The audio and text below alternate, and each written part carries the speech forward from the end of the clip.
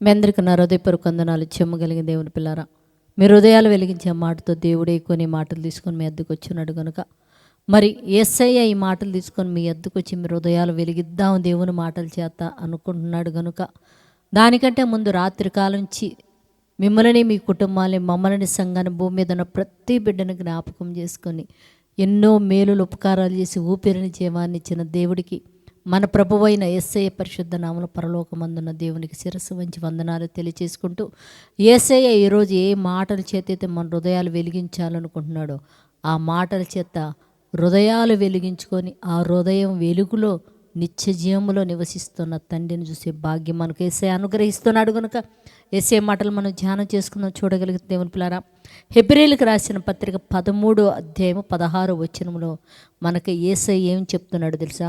ఉపకారము ధర్మం చేయట మర్చిపోకుడి. ఒకటంట ఉపకారం చేయాలంట, రెండోదంట ధర్మం చేయాలంటే ఎవరికి మనకి మనం అపకారం చేయకూడదు, ఎవరికి ప్రమాదాలు కలిగించకూడదు, ఎవరిని మనం తిట్టకూడదు, ఎవరిని మనం దేవుని పిల్లల శపించకూడదు. మనం ఏం చేయాలంటే ఉపకారం చేసేవారిగా ఉండాలా. మీ వలన ఎదుటివారు ఆశీర్వదింపబడేవారిగా ఉండాలా. మీరు ఎదుటివారిని ఆశీర్వదించారా, వాళ్ళకి మేలు చేసేవారిగా ఉండాలని యేసయ్య ఈరోజు మనకు తెలియచేస్తున్నాడు. కనుక మనం ఎవ్వరికి అపకారం చేయక ఉపకారం చేసేవారుగా ఉండినట్లు ప్రార్థన చేద్దాం.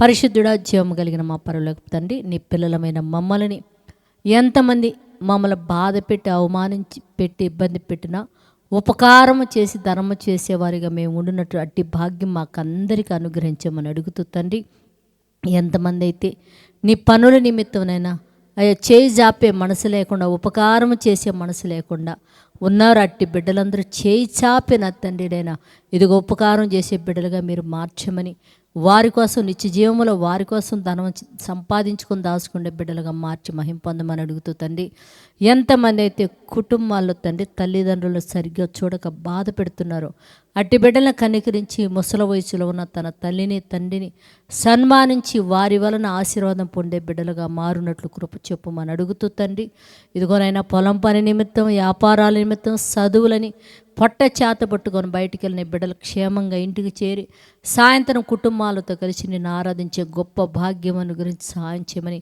మా రక్షకుడు నీ కుమారుడనేసే పరిశుద్ధ నామములో ప్రార్థన అడుగుతున్నాం తండ్రి, ఆమేన్.